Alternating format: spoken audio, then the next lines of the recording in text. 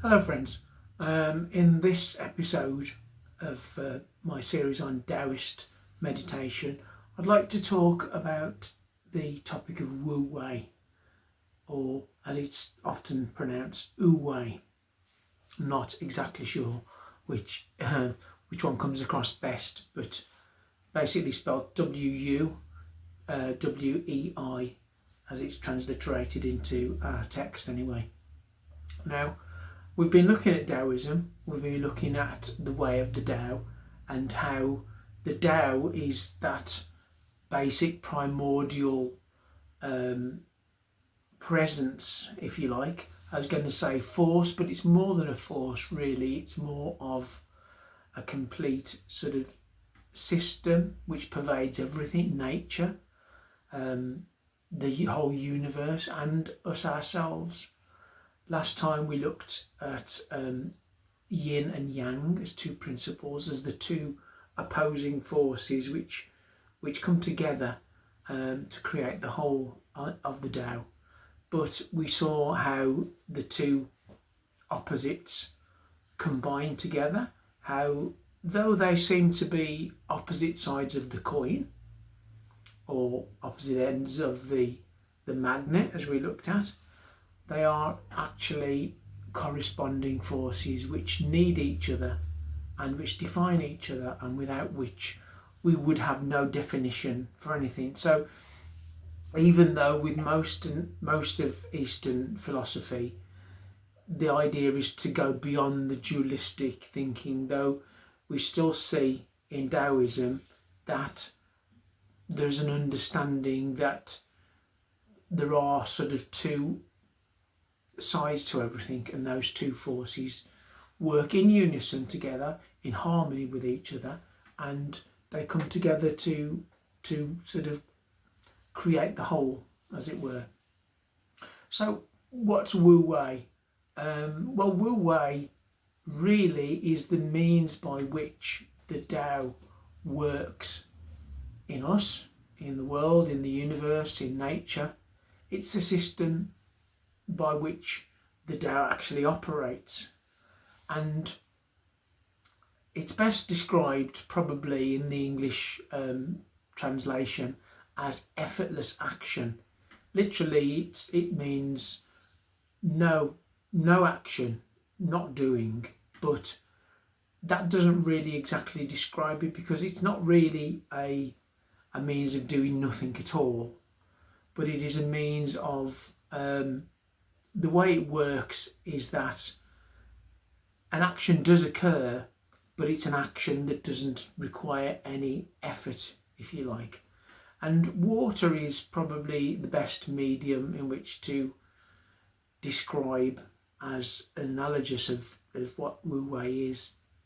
So water, as we read in the Tao Te Ching by Lao Tzu, is the softest of all substances. It's the most malleable, it's the most flexible, but through its action it's able to wear away even mountains and the hardest of rock. Water doesn't force itself naturally, water just literally flows by the action of gravity, and we understand that there's a cycle of water, and we see through all of the Taoist teachings that the cycle of water and how it operates is just the means by which the Tao operates, and this can be seen as the Wu Wei itself in the course of water. So we know that our water cycle on Earth, we have the oceans, which cover more of the surface area of the planet than the land does, and the action of the sun on the waters of the ocean in particular causes an evaporation, and the water vapour goes up into the atmosphere. So we have the clouds. From the clouds come rain and snow, other precipitation, which falls then first onto the higher places, such as the mountains and the lakes, where it gathers, and then from there it runs down in various streams and little tributaries, things like that, eventually joining bigger, wider rivers, and then eventually to the great rivers that we've got. So here in the UK, we've got our longest river is the River Severn, and I live quite near to the Severn Gorge, and we can see just from looking at that the way the rock has been eaten away, eroded away by the water over millennia or maybe millions of years. So the water, as it travels on its way to the lowest point, which is the sea, it erodes away and it cuts a channel through the rock. And it can be great, big, enormous sort of channels that it creates, such as the Grand Canyon and other great sort of gorges like that, which are actually worn and eroded away by the movement of water. So what can this tell us about the Tao and how it works in us and our lives? Well, I'd like you to just have a think about the society that we live in what I would describe as the Western world, as opposed to possibly the world as it was centuries ago. And we see that we have this society, the civilization that very much sort of holds in high regard, striving, working very hard, pushing against all the obstacles in our lives, all the various struggles that we come against as we go through our daily lives. And that's very much seen as to work against that, to push against that. We really hold in very high regard those who have sort of gone against all odds, worked hard and pushed and sort of achieved great things, great wealth, great fame, great achievements in our society. But the Chinese way of looking at it is not exactly the same as ours. Certainly the Taoist way could almost be seen as the way of the least resistance, which we see all the way through Taoism. But Wu Wei, as I say, it's like the movement of water. So it's not pushing itself up, it's not trying to get to a higher place, it's actually trying to get to the lowest place. So there's a sense almost of humility about the Tao, and certainly anybody that follows the Tao as a lifestyle is not somebody that wants to exalt themselves, to push themselves into the public eye, to say, look at me, look how successful I am, look how much money, how much possessions, what status I've got, what fame, what celebrity I may have. That is not the way of the Tao at all. The way of the Tao is to find the lower place. And Wu Wei is the process by which, as we see with water, it flows. We ourselves, by not fighting against the elements, by not fighting against the obstacles that present themselves in our lives, actually will achieve peace and harmony with the way of nature. So if we look at the world and everything in it, the planet on which we live, we see that everything has a natural order to it. And in fact, we couldn't exist, we couldn't survive, much as a species of human beings on this planet seem to believe that we can do so many things to improve life here.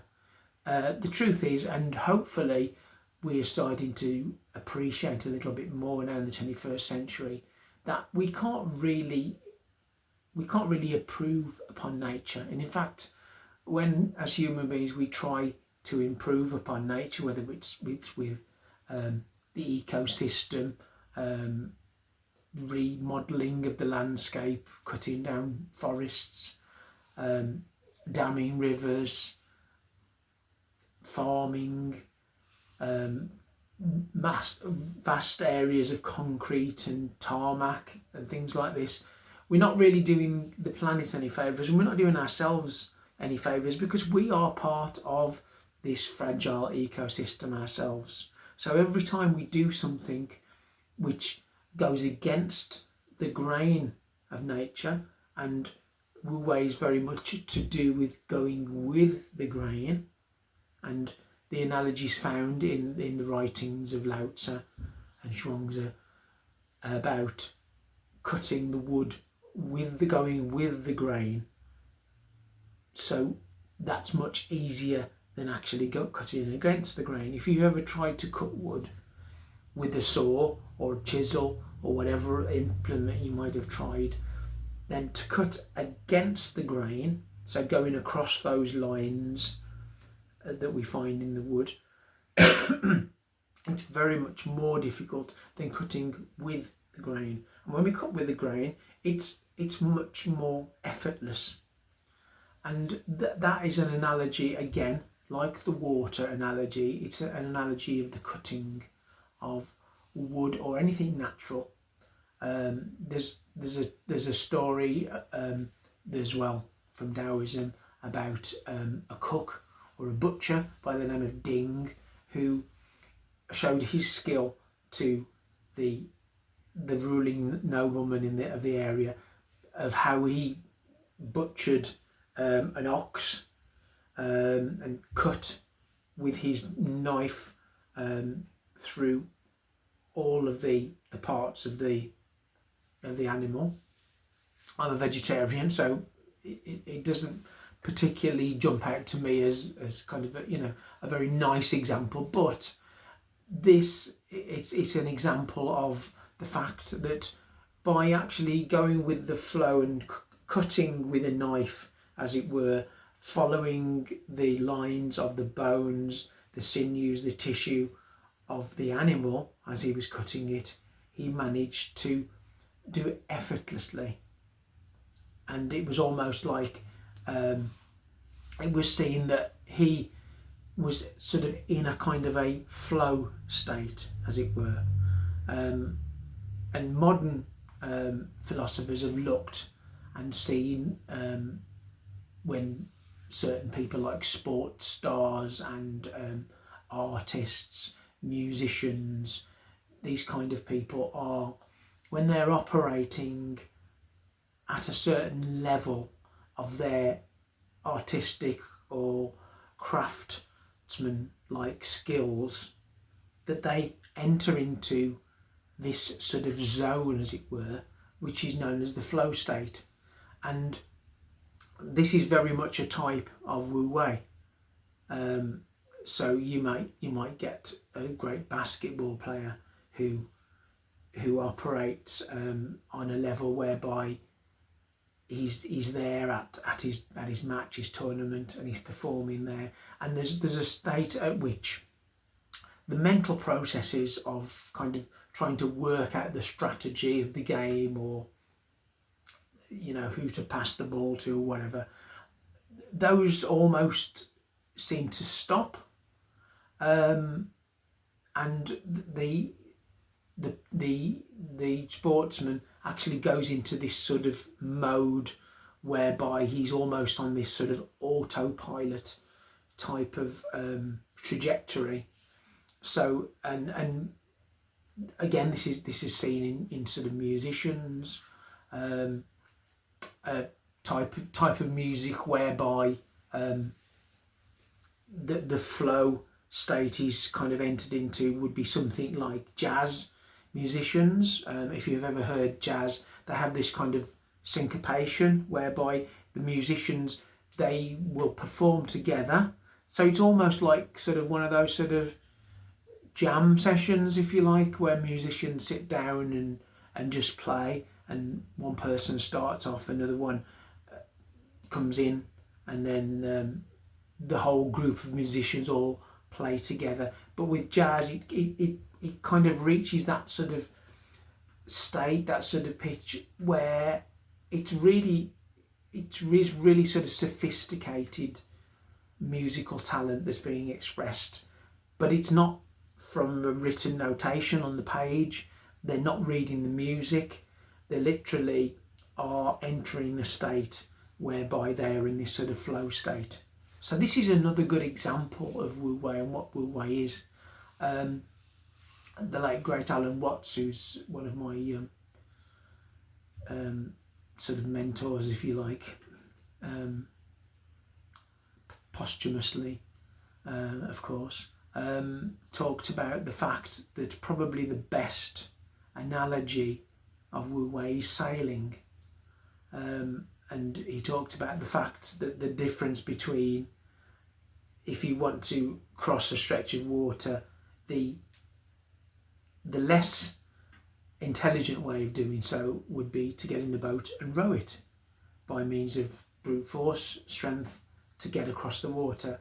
The intelligent way to cross a stretch of water is to put up a sail and to sail. And sailing, and the navigating of the waters through sailing, is a great sort of art form in itself, and it's very much harnessing the power of the Tao, and it is an excellent example of what Wu Wei is. It's actually to move along with the current and the flow of nature. So as I say, in the world today, there's almost this conflict. So we've got sort of the ecologists who really sort of value the earth and are kind of worried that, you know, we're not doing enough, and we need to plant more trees, and we need to stop the pollution and all these other things. And then we've got the capitalists and those whose main objective is just to make as much money as possible. We've got big corporations that are sort of tearing down huge areas of forest and woodland in order to create more farmland, to farm more cattle that they can then turn into hamburgers to feed people at, you know, high cost. But it's the biggest cost, of course, is to the earth.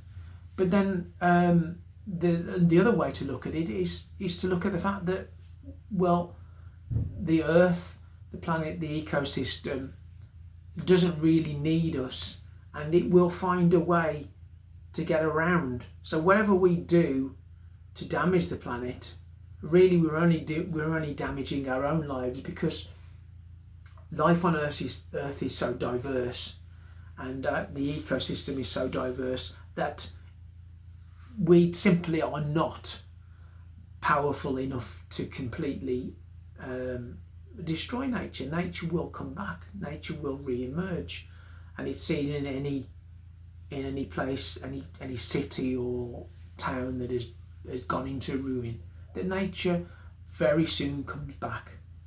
You only have to see, you know, a shut down building and a car park to see the saplings and the trees and the breaking through the tarmac and coming back to life again, and nature coming back, and of course the animals as well that will take the opportunity to return to that area. But but our whole idea that we somehow can improve upon nature, we can make our lives a better place, that somehow that's the civilized way to live, is nonsense, really, when we look at how successful nature is, how successful life on Earth is. That is the much more competent, that's the much more successful way to do it. So the Taoist way is to look at nature and say, we can't really improve upon this way of doing things, and why would we want to? Because the simple way is to just go along with the flow. Now, if we look at animals in nature, we don't see them trying to destroy their environment. Largely they have a symbiotic relationship with the habitat in which they live. So they give to the environment and they take from it as well. But everything that they generally do generally works in harmony. So larger predators will eat smaller predators, which will eat maybe insects, which will maybe eat smaller creatures in the ground, etc. And everything has a cycle. The trees will drop their leaves, which will make the ground fertile, etc. Everything kind of relies on everything else. But the way of Wu Wei is not to force our way through life. And it's not just when we look at the natural world, when we look at our lives and the way they're organised, we often spend too much time just overthinking situations, and I will hold my hands up and say I've been guilty of overthinking so much in my life, in so many different ways. And often, in retrospect, when we look back, we can see that if we didn't try to control situations quite as much, then often they would have flowed much better.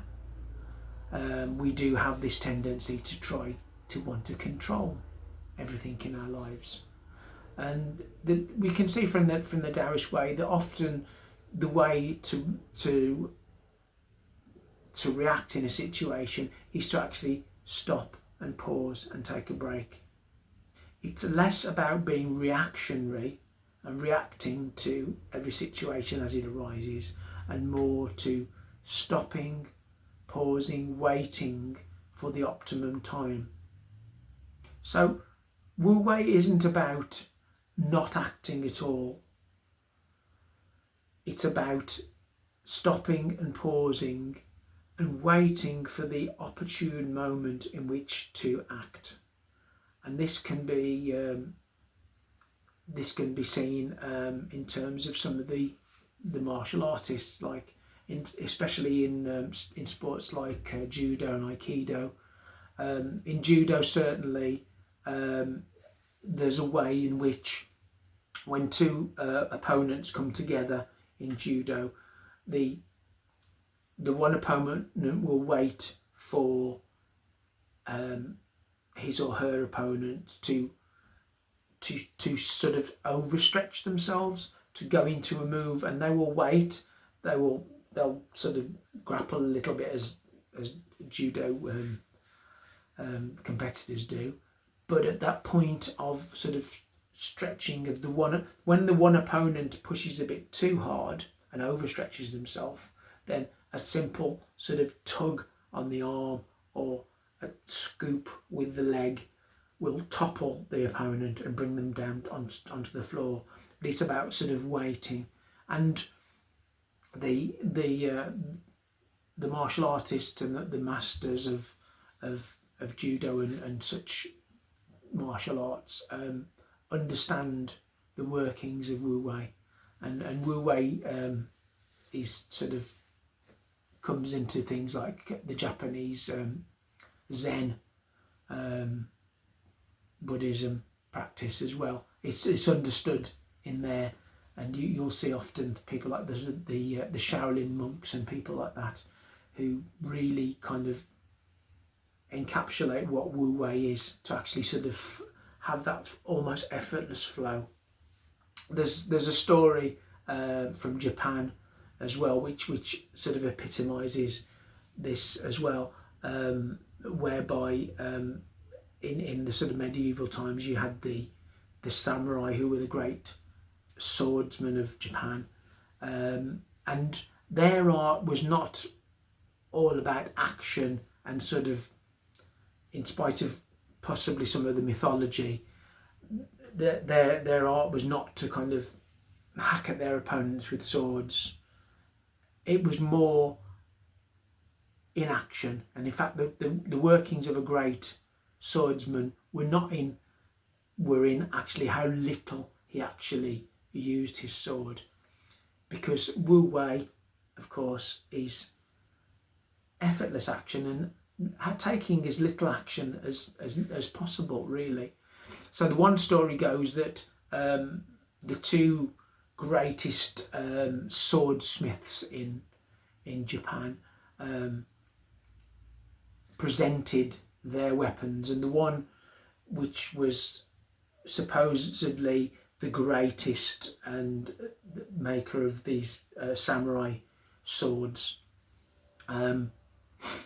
was presented with a competitor, as it were, another swordsmith. So the competing swordsmith came, and the test that the samurai put for the sword was to take the sword, to put it into a riverbed, so with the blade facing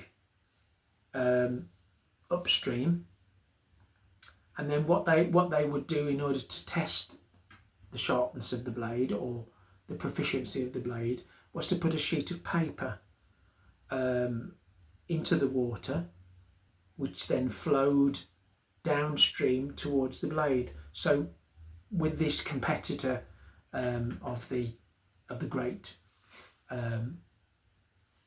unrivaled swordsmith, so they put their sword into the water.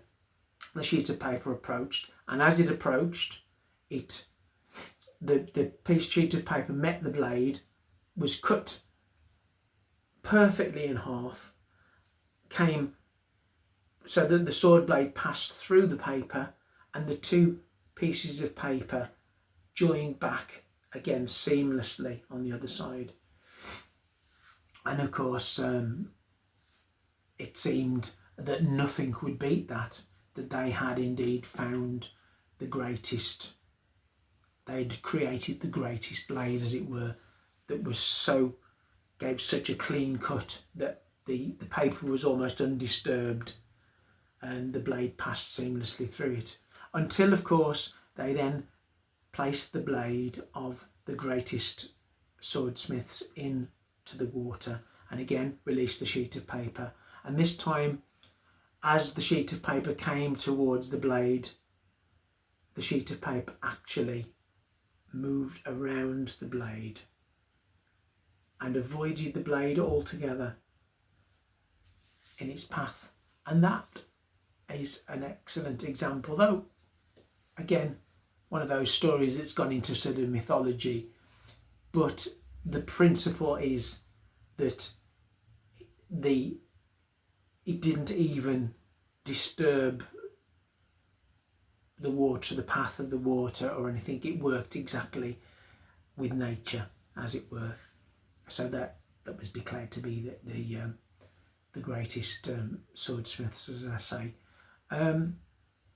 So yeah, you can see a lot of examples in life, and I'm sure we've all known people who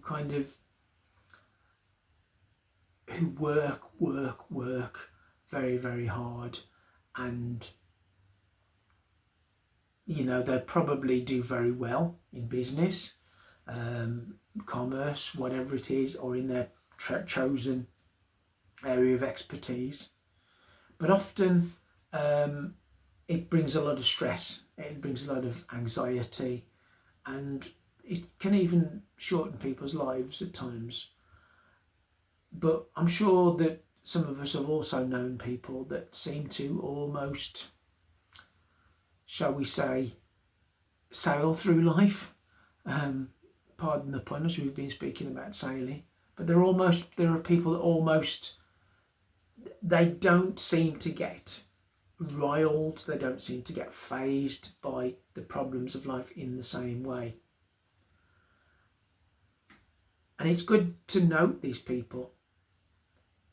I'm not talking about people who are just sort of lazy and don't get out of bed or get off their backsides, but I'm talking about people who just seem to intuitively walk through life without getting too stressed, without getting too fazed, and they're happy, they're peaceful. And in this very, very busy world in which we live nowadays, with so many distractions in the 21st century, with the constant demand of mobile phones and the internet, social media, TikTok, Instagram, Facebook, all of these things that are constantly asking us to do things, constantly demanding that we give them our attention, as well as the busy pace of life that we live, then a lot of us are looking for peace, and we're looking for a way of life that's simpler. And the Taoist tradition is to find a simpler way of life, to look and to say, do I really need all of those things in my life? Do I really need all the possessions? Do I really need to make a certain amount of money in the bank? Do I need to reach a certain level of fame and glory, celebrity in my life? Or can I just operate with the course and the flow of nature? And I think that we will find that if we can apply these principles to our lives, and of course we are going against the grain, and as we looked last time at the yin and yang, I think we can see that we live in a world that is far more yang dominant. In other words, it's far more in terms of asserting ourselves, forcing, pushing, wanting the most, the biggest, the fastest, the best of everything.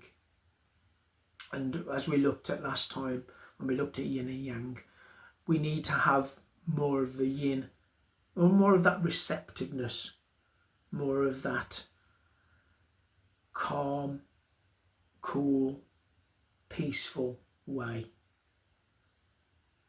It's not to say that there isn't a time to act, that there's not a time to be yang, but we have so much more of that yang side in our Western civilization that we certainly need to redress the balance with more yin. And Wu Wei is an excellent way to become receptive to nature, to become receptive to the natural way of doing things. It's not just about the world around us or the society in which we live. If we listen to our own bodies as well, if we can become quiet, meditation is an excellent way to do this, because it stills the mind and stills the body, and we can start to hear what our bodies are telling us as well. So that's another way in which we need to listen to the nature, to the Tao that is within us. Our bodies naturally keep working without us trying to work out how they work. Yes, medical science understands a lot of things, and we understand a lot more about the physical body from Western science, but the great medicine people of the East, China, and that part of the world from the Orient, understood that everything in the body works in harmony in a certain way, in a certain pattern. So it would be good for us to listen to our bodies and to know what they're telling us. Certainly, as I was saying about the stress factor of the modern world, if we start to listen to our bodies, we will know that they're crying out for us to take a break and take a rest. And meditation gives us an opportunity on a daily basis to just stop, take a pause, take a break from the busyness of the world that's going on around us. And I mentioned last time about a particular type of meditation that's used in Taoism, and that is Zhuo Wang meditation, which literally means to sit and to forget.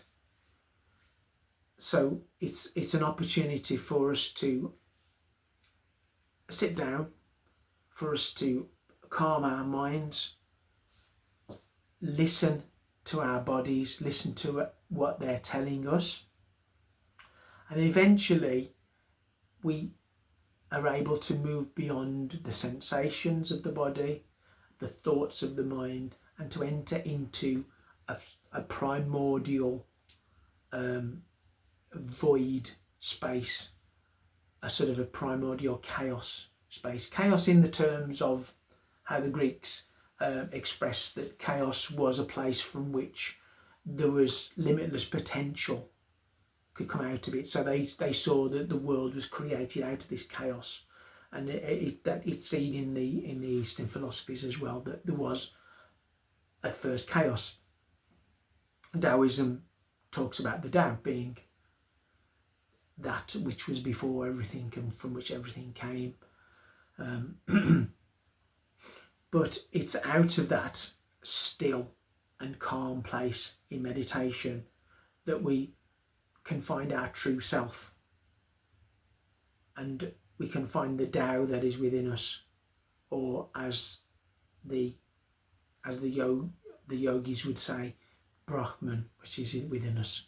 Brahman, which is in the seat of our heart, which corresponds exactly to the notion of being the Tao that's within us. So the different traditions will call it a different thing, and perhaps have a slightly different concept of what that means. But at the heart of it, inside our hearts, there is a space and there is a place in there which we can get to, we can rediscover, and it's a place where we will find peace. And in Wu Wei meditation, we look at the fact that there's what is known as the great opening in there, which we can enter into.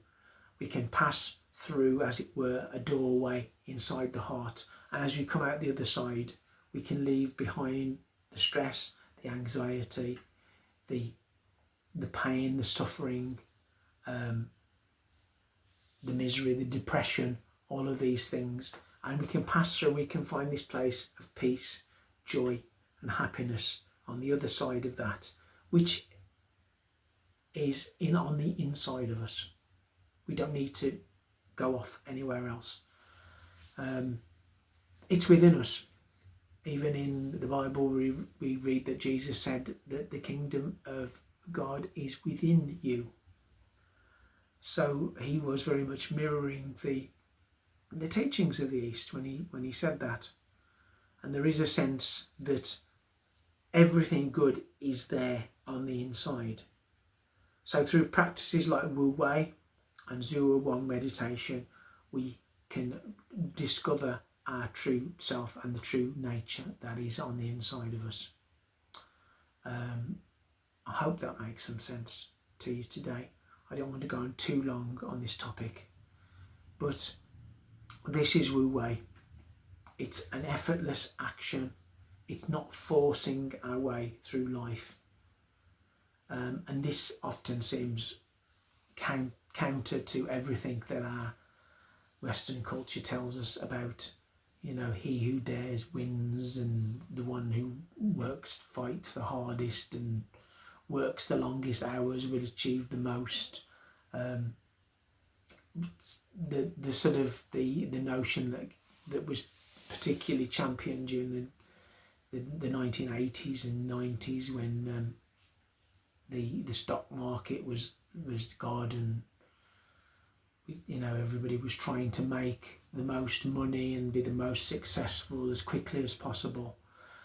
But I'd like to think that as we're well into the 21st century, that we can see that there's a lot more to life, and that the way of happiness, contentment and peace is to be found with something that's much simpler.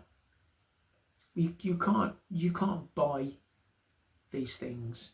You can't work to get the peace that you're seeking. The way to reach that is to search within. So I hope this helped. I hope it made some sense to you.